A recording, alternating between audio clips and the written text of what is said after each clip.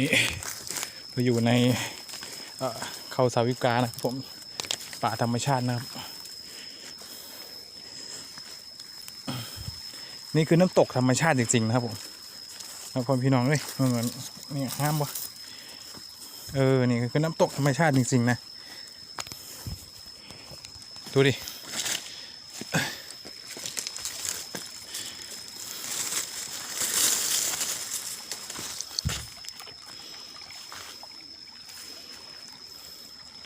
นี่ลงมาจากภูเขานะครับเนี่ย